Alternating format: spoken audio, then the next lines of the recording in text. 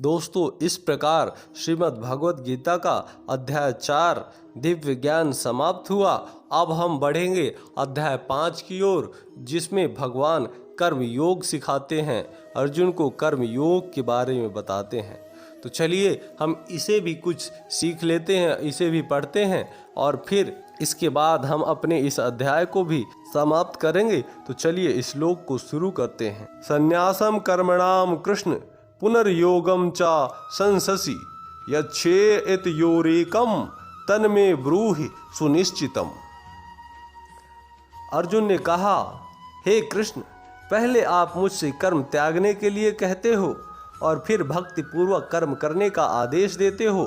क्या आप कृपा करके सुनिश्चित रूप में बताएंगे कि इन दोनों में से कौन अधिक लाभप्रद है? भगवद गीता के इस 5वें अध्याय में भगवान बताते हैं कि भक्ति पूर्वक किया गया कर्म शुष्क चिंतन से श्रेष्ठ है। भक्ति पद अधिक सुगम है, क्योंकि दिव्य स्वरूप भक्ति मनुष्य को कर्म बंधन से मुक्त करती है। द्वितीय अध्याय में आत्मा तथा उसके शरीर बंधन का सामान्य ज्ञान बतलाया गया है। उसी में बुद्धि योग अर्थात भक्ति द्वारा इस भौतिक बंधन से निकलने का भी वर्णन हुआ है। तृतीय अध्याय में यह बताया गया है कि ज्ञानी को कोई कार्य नहीं करने पड़ते। चतुर्थ अध्याय में भगवान ने अर्जुन को बताया कि सारे योगों का पर्यवसान ज्ञान में होता है, किंतु चतुर्थ अध्याय के अंत में भगवान ने अर्जुन को सलाह दी कि वह पूर्ण ज्ञान से युक्त होकर उठ करके युद्ध करे। अतः इस प्रकार एक ही साथ भक्तिमय कर्म तथा ज्ञान अकर्म की महत्ता पर बल देते हुए कृष्ण ने अर्जुन के संकल्प को भ्रमित कर दिया। अर्जुन यह समझता है कि ज्ञानमय संन्यास का अर्थ है इंद्रिय कार्यों के रूप में समस्त प्रकार के कार्यकलापों का परित्याग। किंतु यदि भक्ति योग में कोई कर्म करता है तो फिर कर्म का किस तरह त्याग हुआ? दूसरे शब्दों में वह सोचता है कि ज्ञानमय संन्यास को सभी प्रकार के कार्यों से मुक्त होना चाहिए, क्योंकि उसे कर्म तथा ज्ञान असंगत से लगते हैं। ऐसा लगता है कि वह यह नहीं समझ पाया कि ज्ञान के साथ किया गया कर्म बंधनकारी न होने के कारण अकर्म के ही तुल्य है। अतएव वह पूछता है कि सब प्रकार से कर्म त्याग दे या पूर्ण ज्ञान से युक्त होकर कर्म करे। कृष्ण भगवान क्या बोलते हैं? संन्यासः कर्मयोगश्च निःश्रेयस्करावुभौ तयोस्तु कर्म संन्यासत् कर्मयोगो विशस्यते। मुक्ति के लिए तो कर्म का परित्याग तथा भक्तिमय कर्म योग दोनों ही उत्तम है, किंतु इन दोनों में से कर्म के परित्याग से भक्ति युक्त कर्म श्रेष्ठ है। सकाम कर्म इंद्रिय तृप्ति में लगाना ही भवबंधन का कारण है। जब तक मनुष्य शारीरिक सुख का स्तर बढ़ाने के उद्देश्य से कर्म करता रहता है, तब तक वह विभिन्न प्रकार के शरीरों में देहांतरण करते हुए भवबंधन को बनाए रखता है। इसकी पुष्टि भागवत में इस प्रकार हुई है। लोग इंद्रिय तृप्ति के पीछे मत्त हैं। वे यह नहीं जानते कि उनका क्लेशों से युक्त यह शरीर उनके विगत सकाम कर्मों का फल है। यद्यपि यह शरीर नाशवान है, किंतु यह नाना प्रकार के कष्ट देता रहता है। अतः इंद्रिय तृप्ति के लिए कर्म करना श्रेयस्कर नहीं है। जब तक मनुष्य अपने असली स्वरूप के विषय में जिज्ञासा नहीं करता, उसका जीवन व्यर्थ रहता है।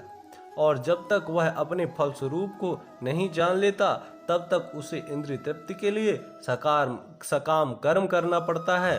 और जब तक वह इंद्रिय तृप्ति की इस चेतना में फंसा रहता है, तब तक उसका देहांतरण होता रहता है।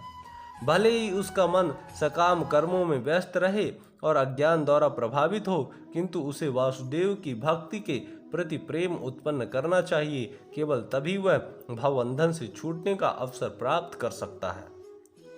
अतः यह ज्ञान ही कि वह आत्मा है, शरीर नहीं, मुक्ति के लिए पर्याप्त नहीं। जीवात्मा के स्तर पर मनुष्य को कर्म करना होगा, अन्यथा भावबंधन से उबरने का कोई अन्य उपाय नहीं है। किंतु कृष्ण भावना भावित होकर कर्म करना सकाम कर्म नहीं है। पूर्ण ज्ञान से युक्त होकर किए गए कर्म वास्तविक ज्ञान को बढ़ाने वाले हैं। बिना कृष्ण भावना मृत के केवल कर्मों के परित्याग से बद्ध जीव का हृदय शुद्ध नहीं होता। जब तक हृदय शुद्ध नहीं होता तब तक सकाम कर्म करना पड़ेगा, परंतु कृष्ण भावना भावित कर्मकर्ता को स्वतः सकाम कर्म के फल से मुक्त बनाता है, जिसके कारण उसे भौतिक स्तर तक उतरना नहीं पड़ता।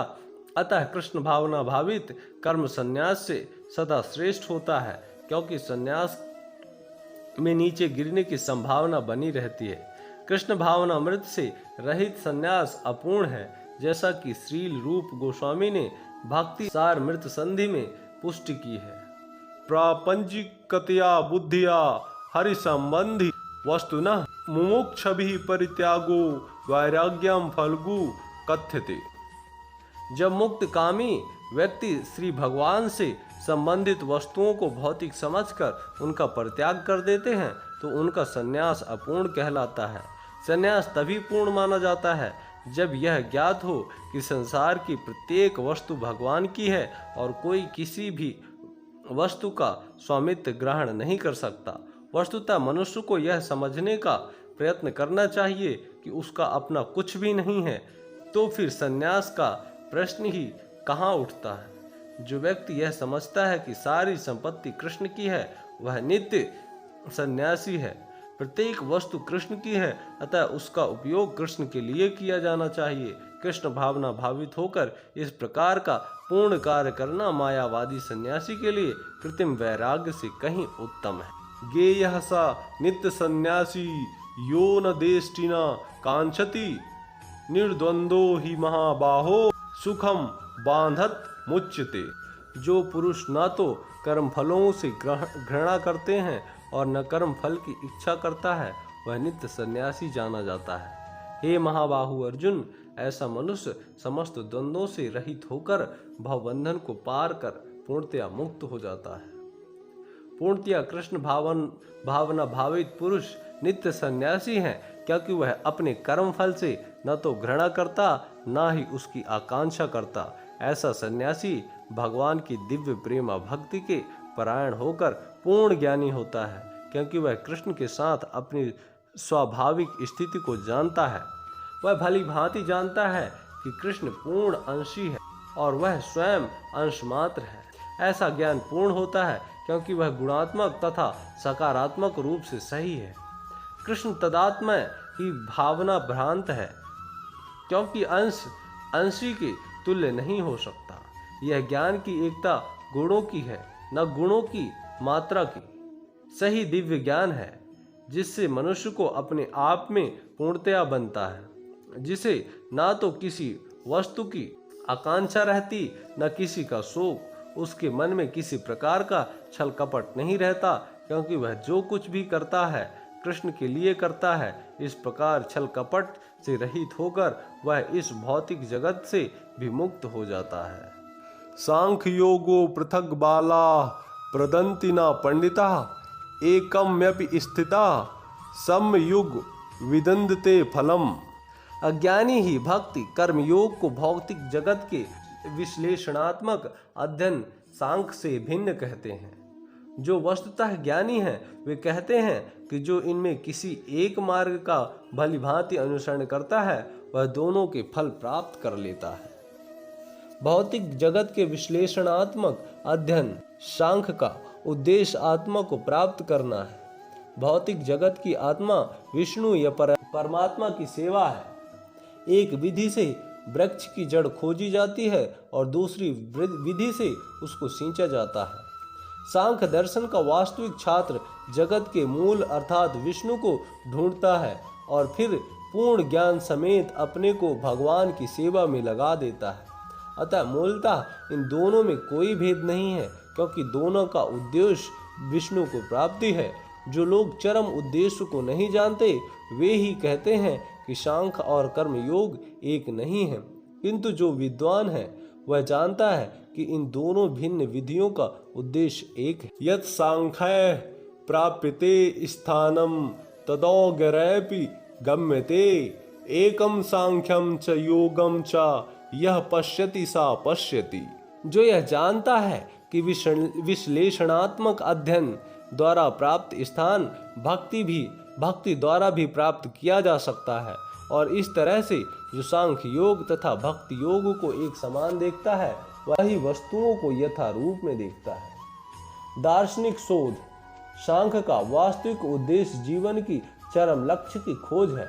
चूंकि जीवन का चरम लक्ष्य आत्म साक्षात्कार है, अतः इन दोनों विधियों से प्राप्त होने वाला परिणामों में कोई अंतर नहीं है।